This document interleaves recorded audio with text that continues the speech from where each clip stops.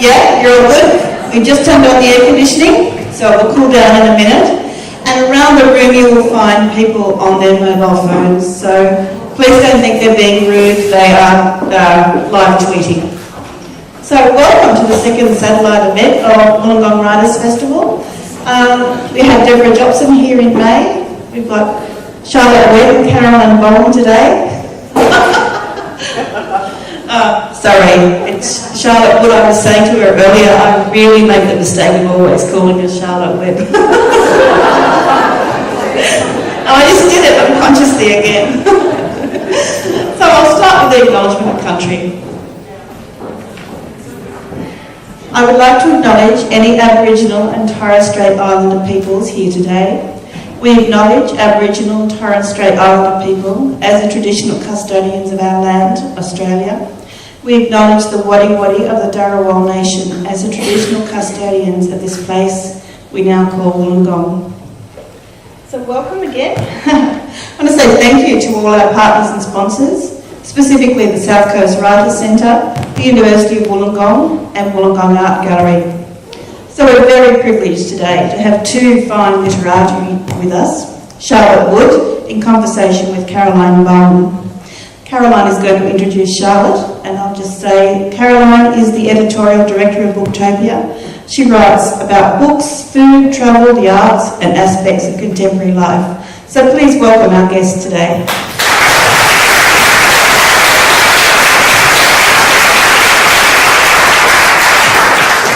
Thank you very much, Linda. Am I on? Yes. Okay.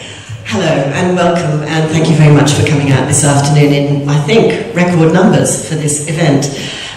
It's not surprising though, because really, first of all, you have to have been living under a rock not to have heard of The Natural Way of Things. Rarely has a book tapped into the zeitgeist in the way that this novel has. And it's provoked many, many very heated and passionate conversations. And so I hope that we're going to have another one of those today. The timing of this event could not be better. This week, Charlotte was in fact awarded her doctorate, so that I can now introduce her to you as Dr. Wood. And she's also just been published in the last 10 days, I think, or so in the UK, and is just being published almost as we speak in the US next week, okay. And already the book, not surprisingly, has been getting rave reviews and previews in both the US and in the UK. Of course, just a couple of months ago, Charlotte also won the Stella Prize. She's also the winner of the Indie Book of the Year award, and there are many other awards, too many to mention, that she's won and that she's also shortlisted for, including, of course, the Miles Franklin Award. She's also, last week, just taken up a new Writer-in-Residence Fellowship. She's the first person to win this fellowship at the Charles Perkins Centre at Sydney University, and we might hear something about what she's doing there if we get time. But I think more importantly for me than all of these wonderful honours, which are of course hugely deserved, is that Charlotte, the reason that it's very special for me that she's here is that Charlotte actually has a connection with this place. This is not some fly-in, fly-out deal this afternoon, in that I'm very proud to say that Charlotte has written some of the last 3 books that she's written in my house. One of the wonderful things about having Charlotte write her wonderful books in your house is that she leaves you something great in the fridge or in the freezer. So, and in fact tonight she's cooking me dinner. So Charlotte has a very strong kind of love of this place, which has really developed over the more than a decade that I've lived here, since we first met when we were both in residence at Bundanon down near Nowra at the Arthur Boyd property on the Shoalhaven. And on Instagram, Charlotte's handle, or her name, is Charlotte Sees Things.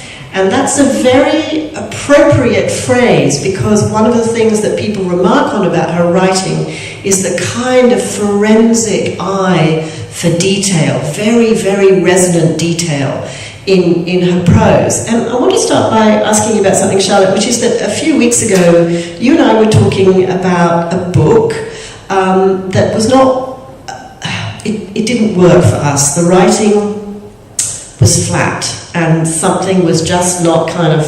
I'm trying to remember. You don't need to remember what it is, and obviously I'm not going to say who it's by. But the thing that you said to me that I thought was really telling and relevant to this handle, Charlotte Sees Things, is that you said that the writer didn't see things and wasn't looking properly. And given that you do have an extraordinary eye for detail, I was just wondering whether you could talk a little bit about how you notice, what you notice, and whether that is something that you've refined over time, or whether you think that's something that you've always done.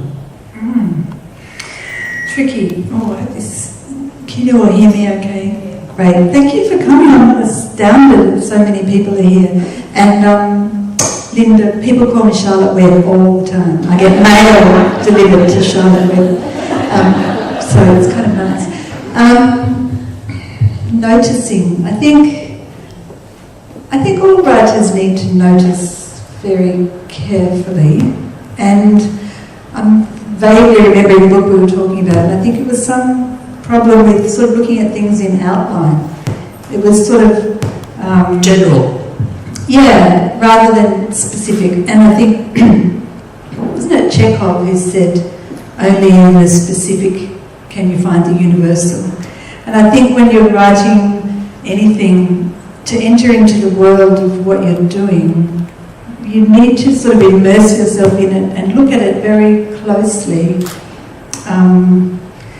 So with the natural way of things, that sense of being in the landscape and in the buildings, in the clothes, it's a sensory thing, it's not just visual, I think.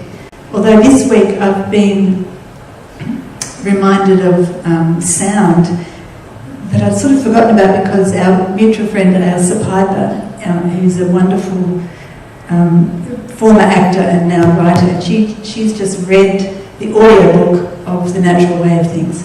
And she and I did a conversation to go on the end of that recording, and she was asking me about how much did I pay attention to the sound of the voices of my characters. And I realised that I think I've missed out on that. I have a lot of ambient sound. People who read the book will know about birds and that sort of stuff, but in the book that I'm writing now, she made me think, oh, I've got to really think about what each of these women's voices are like. But I think that sort of noticing is essential for any writing, and maybe any art, actually. You went in this week to do a little interview as a kind of featured extra at the end of the reading of the book, and Ailsa told me that you got teary when you were talking to her about the book, and I was just wondering what it is now, having written the book, sent it out into the world, seen that it draws, big crowds, rave reviews, etc. What it is that made you cry about your characters and your story? It wasn't talking to her, it was listening to the reading. So I listened to the first 10 minutes of her reading of the book, and it was such a strange thing. I just found myself, I got very emotional, I was really shocked. And it was because I felt that these girls were real. I mean, I feel emotional talking about it. It was like, it had nothing to do with me. And that they were, and I felt afraid for them, and I felt that it was just very strange. It was a step in my separation from the book that I thought had already happened, but it was like, oh, they're out there somewhere in there, and I could enter into the story of it in a way that when you write it, you all you're looking for is how to do it, and when I look at, when I do readings and things on the page, I sort of think, oh, I wish I'd, done this or done that, or it's not quite there, but I couldn't do it anymore, so I had to let it go. But hearing her read it was like, oh, it's actually working. It was amazing. I was so unprepared for being emotional. Well, you mentioned there that it made it feel as if the girls were real, and I guess that in two ways they are real. So for the benefit of the people who haven't read the book yet, we should just talk about the reality that the girls, as you call them, are based on, and that is, first of all, let's talk a little bit about Hay and then let's talk about the contemporary stories that were circling around you as you were writing the book. So would you like to do that? Sure. So this book is set in a prison for girls, for young women, late teens, early 20s. And then they wake up out of a sort of drugged state and find themselves captive in this place in the middle of nowhere in Australia. And they don't know why they're there or who these people are holding them there, etc. But the first glimmer for the story came to me when I heard a radio documentary on good old Radio National, on the Hindsight program that no longer exists, about a reunion of women who had been incarcerated in a place called the Hay Institution for Girls. And it was in the town of Hay in far west New South Wales in the 60s and 70s, and it was an offshoot of the Parramatta Girls' Home that you might have heard about. But Parramatta was a terrible place. Hay was much, much worse. And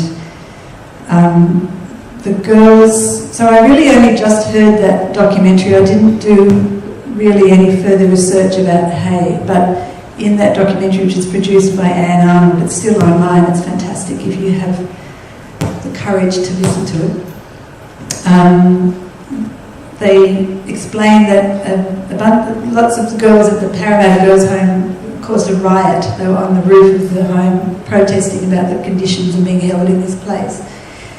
And so then the authorities, which is our state government, picked out 10 girls and who were officially called the 10 worst girls in the state, and drugged them and put them on a train and took them out to Hay to this 19th century prison that had been decommissioned. It was a prison for adult men, but it had been decommissioned on the grounds that it was inhumane to keep adult men there.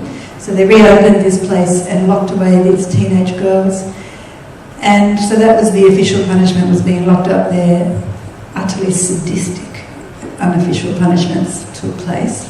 But also the official punishments included things like they were never allowed to look up from the floor. They had to just keep their eyes down the whole time, never allowed to lift their heads. They had to march everywhere. They were never allowed any closer than, a yard or something to each other, so that they couldn't form friendships or, speak in private. They weren't allowed to speak. They had to do hard physical labour, things to send you mad. Like one of the things was they had to build a crazy paving path to the superintendent's office, and they built it, and then they were told to smash it up. So sick, horrible, and then a whole lot of terrible sexual assaults and beatings, and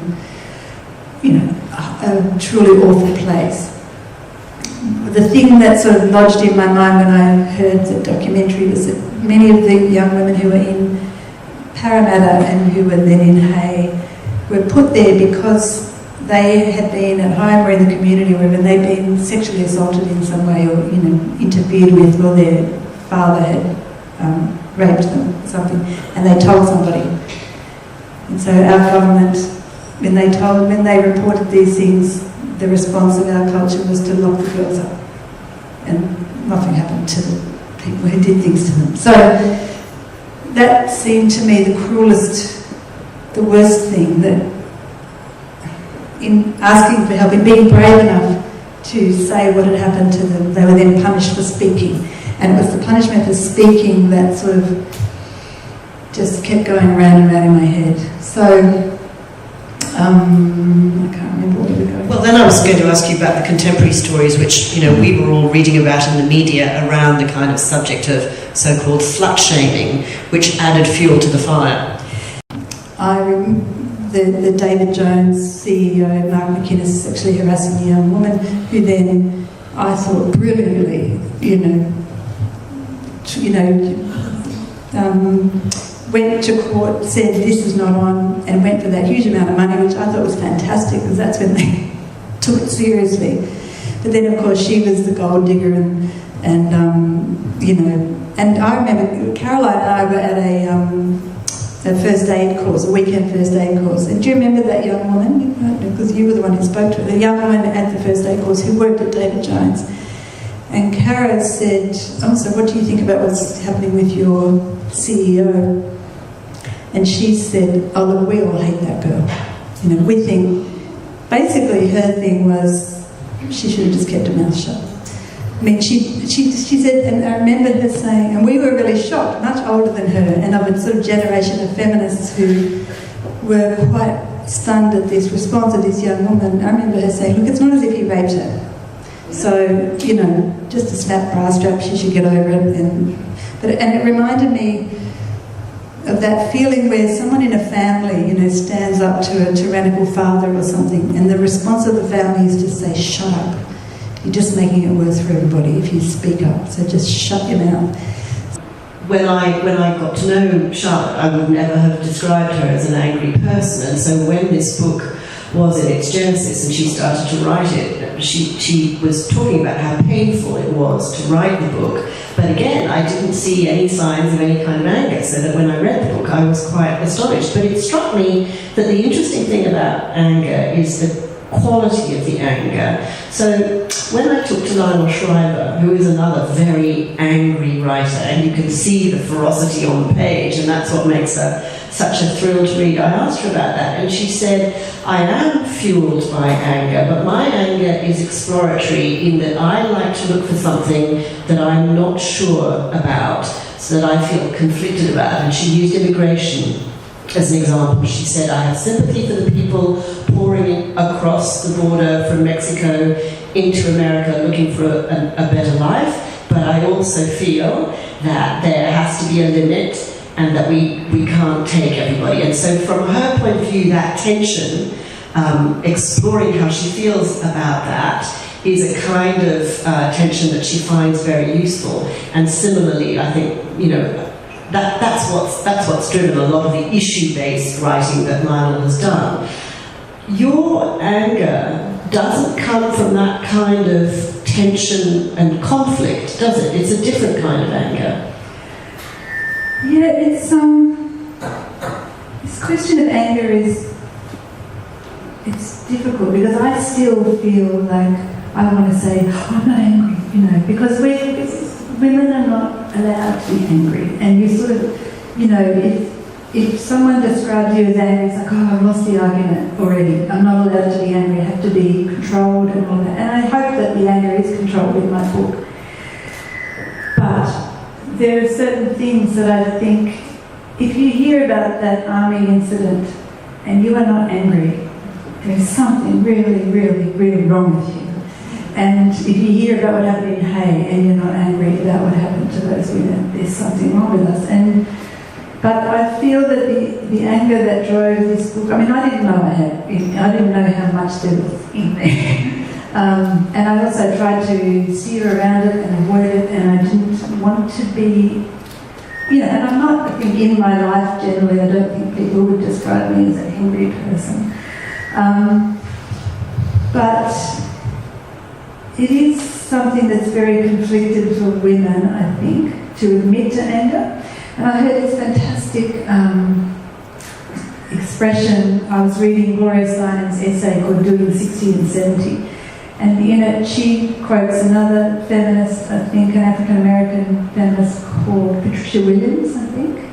And she talked about the gift of intelligent rage. And I thought, that's it. It's the intelligence with the anger is what is required. And I think Lionel Shriver I love watching her speak and hearing how she is ferociously intelligent. And you couldn't write the book she does without the intelligence. If you just have anger, that's not enough. How much we participate in the strictures that we put on ourselves, how much we participate in not letting other women be more free. So, you know, that young woman saying, you know, the David Jones girl should have shut up. I'm very interested in that sort of tension way, like what's going on there, that sort of problem solving or, you know, digging down to find the cause of it. And I think, you know, a lot of people don't like this book. A lot of people have loved it, but a lot of people don't like it. And I think the ones that don't like it, it's that they don't like. It's the It's the conflicted idea that the women are not all united against... I didn't want to write a good feminist book. I didn't want to write a book that said all the right things about feminism, because I think life is much more complicated than that. We might come back to some of that because it is very juicy material, but it sort of led you, I think, to think beyond the book or after the book about these issues in a wider sense. And I've certainly noticed that when we've talked about books over the years, the kind of tone and voice of writer that you like is what I would call a vinegary woman. A woman who sort of has a slightly sour or sort of sharp, yes, a sort of, a vinegary view of life. And I suppose you would see that in a book like, say, Elizabeth Strout's On Kittredge, which is one of the books that we both absolutely adore. And that's led you to think about feral women. And I was just wondering whether you would like to talk a little bit about these so-called feral women and what defines a feral woman.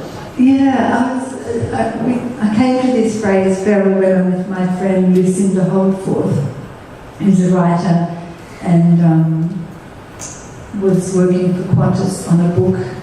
Well, she was working for Qantas and she wrote a book that was then completely suppressed and it was in the Supreme Court, etc. And one of the words that was used about her was, I think she said that she was prepared to go feral. And it's disobedience, basically. And I recently read the Elena Ferranti interview in the Paris Review. I am the only remaining person in the world who hasn't read the Ferranti books because I need some time to read them, and I'm not just going to go down the rabbit hole of reading them and not doing anything else for weeks on end. But Elena Ferranti said, to be a writer you need maximum audacity, maximum ambition and programmatic disobedience. And I love that, programmatic disobedience, and that's what being feral is, I think. And so with Lucinda and Carol now been developing this list of who's feral and who's not feral. And the feral people are the ones who are not beholden to anybody. Lionel Shriver is totally feral. I think Germaine Greer is feral. But other people who are very powerful and not necessarily feral, like I would say that Clementine Ford is not feral. And I would say that Gloria Steinem is not feral. I would agree with that, yeah. People where you sort of think, I know where they're going, I know what they're going to do next, but then someone like Germaine Greer will just go, nah, I'm going over here, and offend all the people who love her, So that preparedness to just blow off, and I think it's a lot of the time it's artists who are the ones being really feral. And who else did? Sylvia Guillen, the ballerina, total feral. Fantastic. So this was a woman who in her career just was characterised in the press as being difficult and saying no to things all the time, but in fact once you realised what she was saying no to, you realised that it was almost in the service of her art. And I think the other big one for you was Louise Bourgeois. Louise Bourgeois, I don't know how many people know of her art. Obviously Lizzie Dove knows. And other people know she was a conceptual artist, I think, is that what you would call her? Sculptor, making very weird enormous sculptures and installations of all different kinds. And the ones that I was looking at when I was writing this book were called her cells. And they were giant cages, sometimes with enormous spiders on the top of them. Sometimes inside these cages there were sort of female things, like a dress hanging up or sort of body parts. And I remember I was so concerned the whole time I was writing this book about how dark it was and what did it mean and what did it say about me and all this sort of, and just, I got so annoyed with myself for continually going, oh, I don't want to write this book, it's too horrible, blah, blah, blah. And I thought, well, why do I have to know what it means? I really envy visual artists who, I'm sure I'm romantic about their practice, but it seems to me they just do their work and they don't sit around going, well, why am I doing that? What does that that mean? And if I do a circle, is that maybe I should do it? You know, I mean, my impression is that visual artists just make the thing. And I'm sure Lizzie's here. You can come down here and say I'm wrong, man, but just bear with me for the moment. But so I kept looking at these Louise Bourgeois pages and things and thinking, she didn't sit around whinging about it. She just thought, I'm going to make a cage and hang a uterus in it. There. It's done. And what does it mean? I don't know, but it's done. I'm making the next one. So I found that every time I got worried after a certain point, I thought, no, I'm just going to be Louise Bourgeois and hang a uterus in a cage and I don't care what it means or what it says about me or how... I mean, I think a lot of writers, and certainly me, I had a great fear of people thinking I'm weird. And it's like, well, of course they do, and who cares? I mean, who cares, really? Something that you said in conversation when we were talking recently at the Newcastle Writers Festival, which was a lovely moment where someone from the audience asked you a question about one of the more metaphorical elements of the book. So the book has some very hard, gritty reality to it, but it is Charlotte's departure from realism into allegory, into a sort of a totally imagined futuristic sort of dystopia. And one of the girls, when she's out sort of roaming in this confined wilderness that she's in the middle of nowhere, sees a white horse. And someone in the audience in Newcastle asked Charlotte whether the horse was real or whether the horse was imagined. And Charlotte's answer was really surprising to me. So would you like to talk about that? Yeah, the horse, so there's this white horse that Thirroul, one of the girls, they're in this place, there's a huge electric fence around the whole place. But after a certain period, there's sort of, in the beginning they're all chained together and locked up at night. And after a certain period, they get to roam around a bit more, but they're still within the confines of this electric fence, so they're not free, but they can sort of free range within this place a bit. Anyway, there's Verla from the beginning sees this white horse in the distance, and nobody else sees it, and she has this sort of understanding that one day the horse is going to come close enough, and she's going to get on the horse, and she will get out of there. And of course, you know, it's so obvious, a white horse, she's going to be rescued, etc., etc. And various people have said, so why did you choose this particular symbol? And the truth about the white horse is that I was writing a lot of the book at my friend's farm out near Dubbo, and she had a white horse. And this old white horse used to, her name is Gigi, and she used to eat outside my bedroom at night. And that's, in the book, Verla hears this horse ripping grass from the thing at night outside her room. And so I just sort of wrote it in this oblivious way. And of course, I'm a bit embarrassed now at how obvious it is. It's like, oh, wow. But I think after a certain point, I was so anxious about what I was doing with this book. At a certain point, I just thought, okay, I'm not going to think about it anymore. I'm just going to let my unconscious write it. So I think, you know, obviously, Gigi was just there for me to go, oh good, I'll stick that in. And then Gigi died, the real horse died.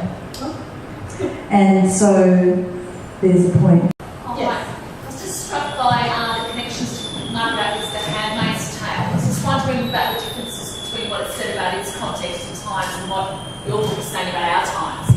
And you think we're going backwards from Margaret Atwood's Handmaid's Tale. And once I began writing this, you know, and if I said something to anybody, I wrote about these women in a prison and sort of slightly dystopic, and people would say, oh, like the Handmaid's Tale.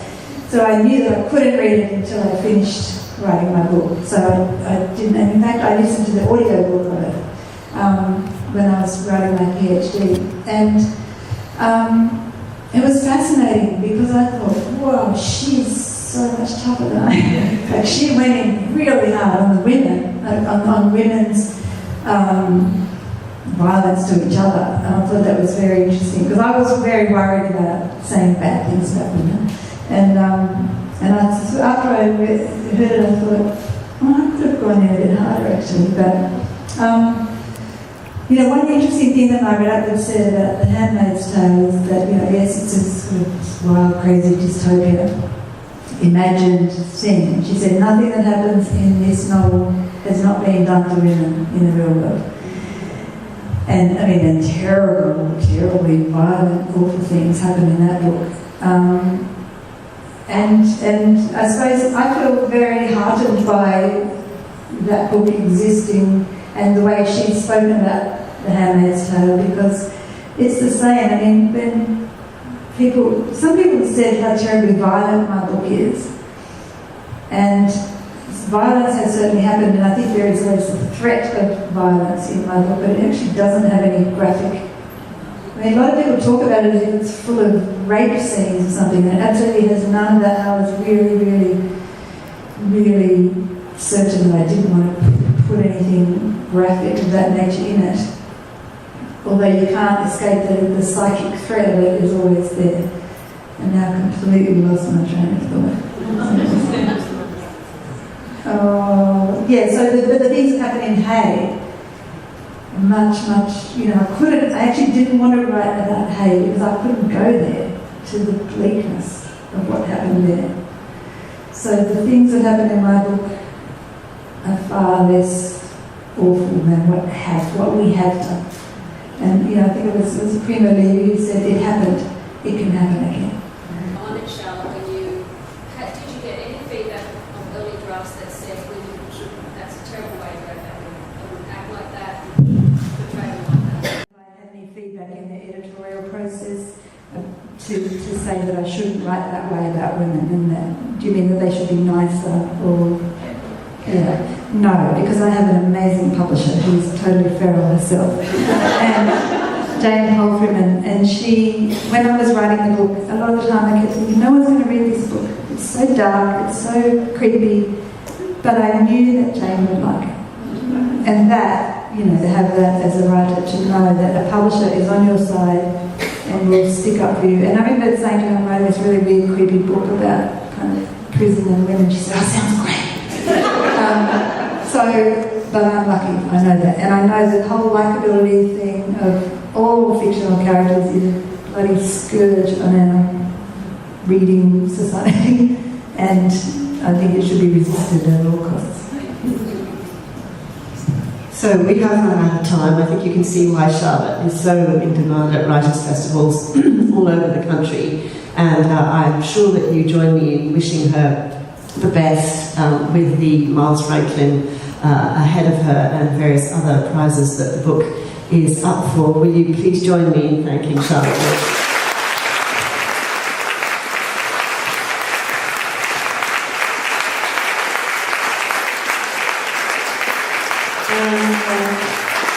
I hope that you're going to leave feeling suitably feral or inspired to be more feral in your everyday life. And I think now there's some very unferal tea outside, and also Charlotte will be signing copies of her book. Thank you.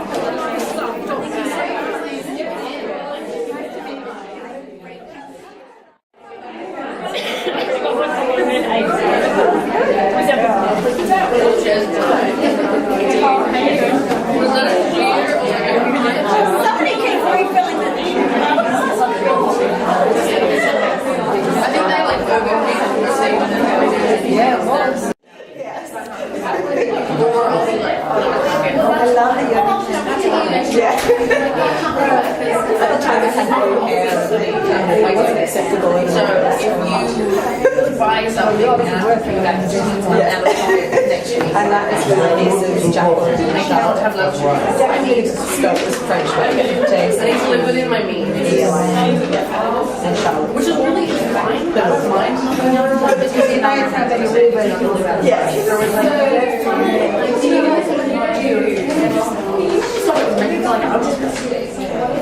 Let's not go out. Let's just stay home and play card games. Really should want. Yeah. $3 bottle of wine. And that's for me. They're for me. But you don't have to sign all of them. Yes, of course I do. And I'm Jacqueline. You're Jacqueline. Yeah. Can I put Farrell? You can. Yeah, I thought that was quite fun. What are you going to get?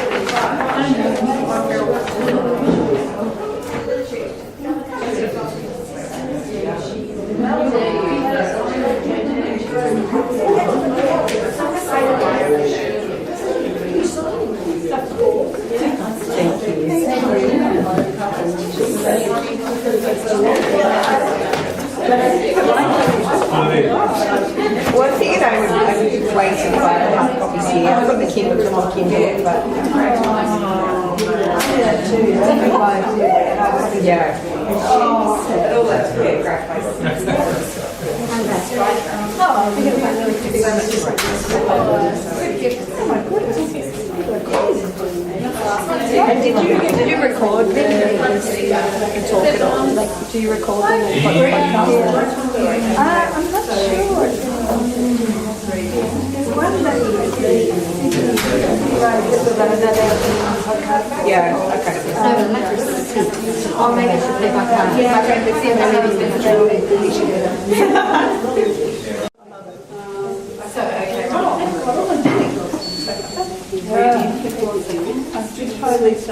don't worry.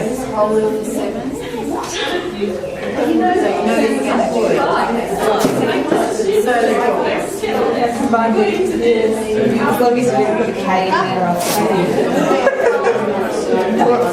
or an L and Y, and I've seen that before. Yes. My name's Julianne. I was asked to come here by my writing group. I'm on the committee of our writing group. So that's our writing group because I had a really big interest in your book. Yeah. So Julianne? Julianne. Julianne.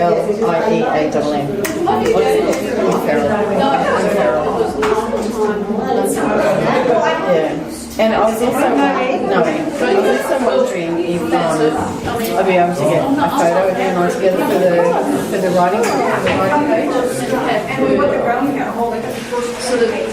You're also in the process of writing a story around misogyny. My ex-husband was a misogynist, so it was, my experience being in an abusive relationship. You'd probably get that from everyone. I'm happy to wait until everything's finished.